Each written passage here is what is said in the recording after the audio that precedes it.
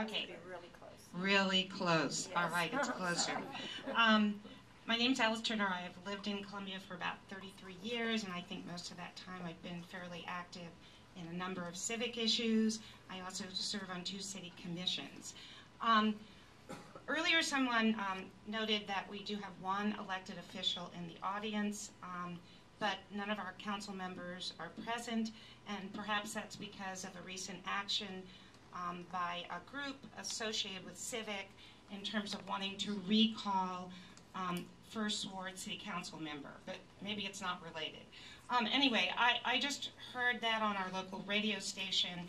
You know, CiViC is doing amazing things about drawing attention to these issues in Columbia, and I think hopefully around the state, asking really good questions. So I just hope that the group also looks at its political strategies in trying to work with and hold their feet to the fire our elected representatives. I guess I personally feel that there are some people on the city council I would love to recall right now, but that is not necessarily the First Ward City Council member. Thank you. I think I do need to make a correction because the CiViC board has not voted one way or another on the recall. So just to let people know, we don't have it anymore. Well, Carl's exactly right about, and the speaker's right about the blight district. This is Chris Kelly. Representative Chris Kelly. Carl's exactly right. The blight districts are not about fixing the problems, if there are problems in the blight zones.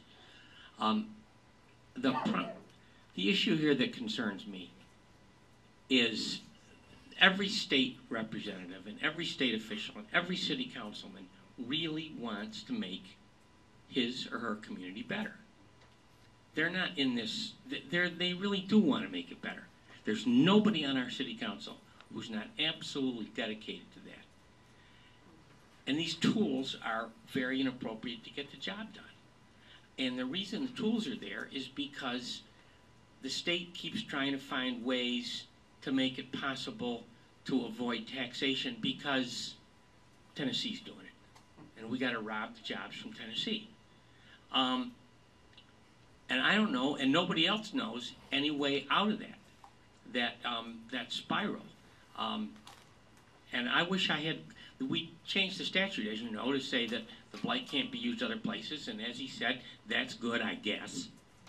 But I don't know exactly why it's good, except that you know, and I wish there was better answers to this. There isn't better answers to this, but I'll tell you one thing. The recall, you know, I've been representing this community for 35 years, and I know a lot about it. And there's guys on this city council I would not vote for, but there's nobody on this city council who ought to be recalled. And that's why probably they're not here. They're pissed off. Why? They're mad because this, and I haven't spoken to them about this. I'm guessing, I'm telling you how I would feel as a guy who's represented this community. Those are people who go there and do their very best to get the job done with the tools they have. As volunteers. And what folks are doing is attacking them, not for being dishonest or crooked or venal, but for doing the very best they can in a way that you disagree with. They like the tools. And they don't like the tools. Well, they're the tools they got. They use them. Okay. I'm telling you, I'm giving you my perspective on it. Right. I'm not saying this is a fact. I'm saying it's my opinion as the guy who's represented this community for a long time. I mean, I know almost everybody in this room. And I wish you'd think about whether or not it's appropriate on this whole recall business. Not that they're right, but they're not evil either. They're not listening to us. Who is us? You're looking at us as very, very narrow. Most of the people at the last city council meeting. City. That's true. Okay, let's assume they're wrong. They're wrong out of the very best in their hearts. And that's not a basis for recall, I don't think. That's our Thank you. Thank you. Okay, well, everyone My name's will. Mitch Richards. I just wanted to comment. I am the treasurer of Keep Columbia Free, and we are the organization which has been pushing both the recall of city council members and also a rescission of the EEZ ordinance as passed under the city charter of the city of Columbia. I guess I just wanted to point out is that the petition, the right to recall city and council members is in the city charter for a reason. And that is our tool. Someone mentioned holding the people's feet to the fire.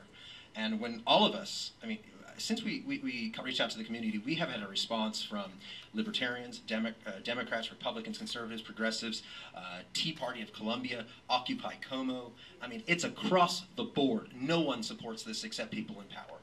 And the reason we are doing this is because we have the right and the power under the city charter to recall our representatives if they do not listen to us. I understand that they're volunteer. We're all volunteer. None of us are paid to care about our community. And so that's not an argument. When you say it is okay for the government to take someone's home, to abate someone else's taxes, and allegedly bring jobs, you have no business being on the council. I'm sorry. That is not right. We have an ugly history of eminent domain abuse in this town, and I am sick and tired of people trying to, just gloss over that and act as if it's not happening. This is not a jobs program. I've said it before. This is a corporate subsidy program, and it's okay to advocate corporate subsidies. I'm not saying, everybody has that right, but we need to be clear and honest with people. That's what this is. And so I'll tell you right now, if we get the rescission ordinance on the ballot, it will pass. And so I think that is where Keep Columbia Free's efforts will be focused. And anybody who wants to join us, we would greatly appreciate that. If not, I understand and respect your difference. Thank you, Mitch. I did want to point out on the handout here that we gave tonight, there